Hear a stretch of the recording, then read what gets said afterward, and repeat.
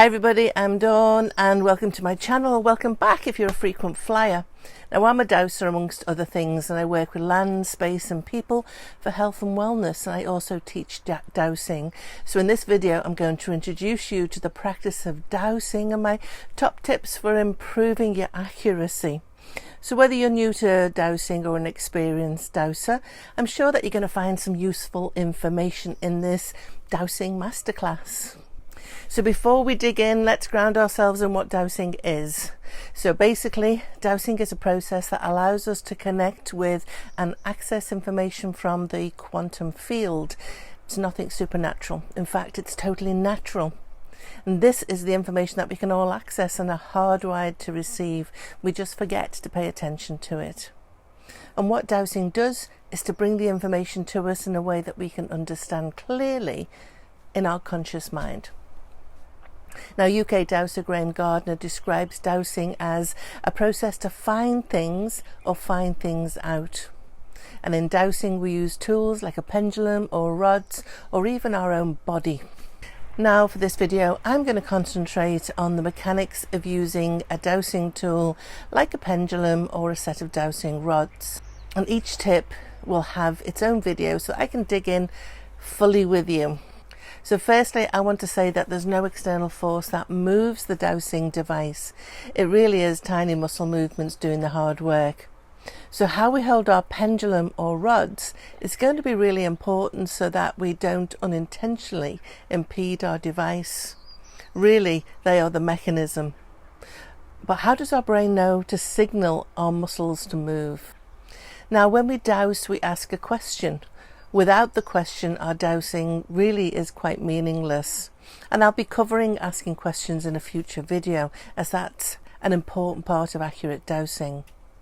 Now, when we ask a question, we're tapping into our superconscious mind. I like to call it my higher self.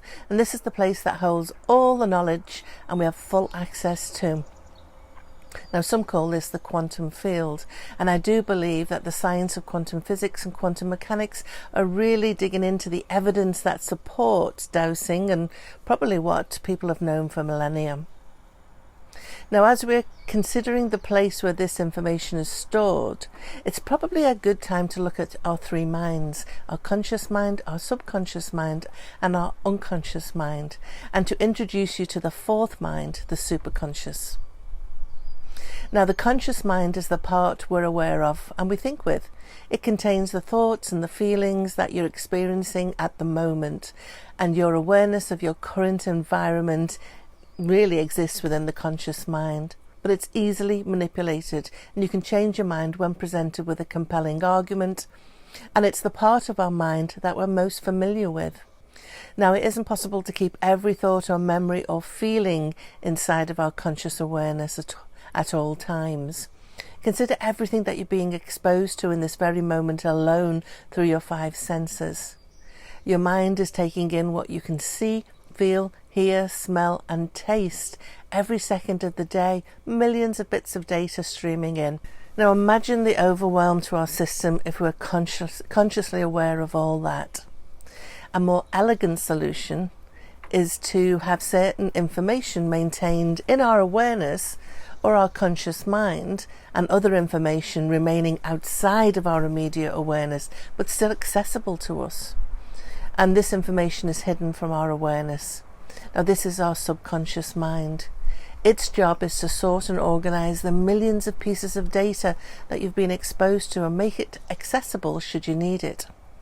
Now, however, it does act as a sort of gatekeeper between the conscious and the unconscious parts of the mind, so it only allows certain pieces of information to pass through and enter our conscious awareness.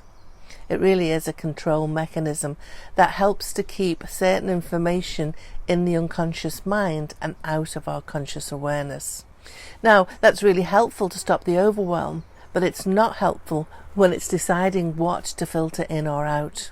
The subconscious mind also includes processes like memories, automatic bodily functions, stored information that can influence our thoughts and behaviours without conscious effort. The subconscious mind is believed to play a significant role in shaping our beliefs, our habits and our emotions. Now, the unconscious mind refers to the part of the mind that is inaccessible to conscious awareness. It's often associated with deep-seated desires, fears and memories that are repressed or forgotten. The unconscious contains contents that are unacceptable or unpleasant, such as feelings of pain, anxiety or conflict. This is the place where self-defeating thoughts and behaviours, feelings of anger, compulsive behaviours, negative patterns of behaviour, unhealthy habits, beliefs, prejudice and stereotypes dwell. These unconscious processes can influence behaviour and thoughts without the individual being aware of them. And then finally there's the superconscious mind, which really does transcend our personal consciousness, and it is the place of higher levels of awareness or enlightenment. It's often associated with spiritual or mystical experiences, deep insights and a sense of connection to a higher power or a universal consciousness. The superconscious mind is believed to be a source of creativity, intuition and profound wisdom beyond ordinary human perception.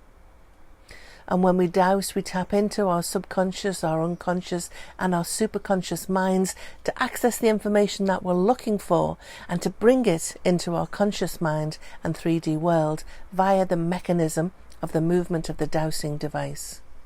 So dowsing is basically a way to access and retrieve information that we're not consciously aware of. When we ask a question, we're making a direct request which is then delivered to our conscious mind. Our body has nerves that connect our brain to the rest of our organs and muscles, just like telephone wires that connect homes around the world. Your brain then sends signals through your nerves to your hand, telling the muscles to contract. And all this happens in less than a blink of an eye. Isn't that amazing? Now let's look at holding a pendulum or dowsing rods. So given the importance that our muscles play in the mechanism for dowsing, how we hold our dowsing tools is super important. So tight, tense muscles will impede the flow of information through our nervous system. So we need to make sure that we're relaxed in our scalp, our face, neck, shoulder muscles, right down through our arms, wrists, hands and fingers. Now I like to hold my pendulum fairly short down the chain, pinched loosely between my thumb and my forefinger. I drop my shoulders and I bend my arm. I like to keep my elbow close to my side so that I don't strain my muscles. It keeps them relaxed and it stops them tensing up. Now for rods, again nice and relaxed. Hold the short arm of each rod in a loosely clenched fist.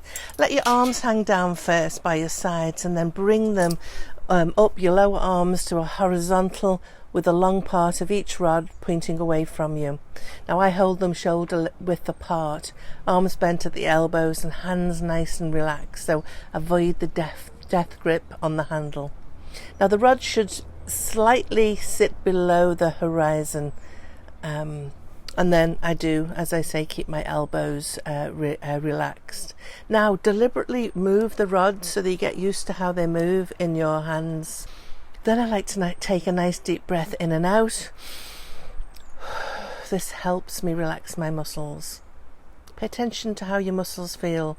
Don't forget your face muscles. Sometimes we can concentrate and we furrow our brow, tighten our jaw and clench our teeth. So let everything go loose.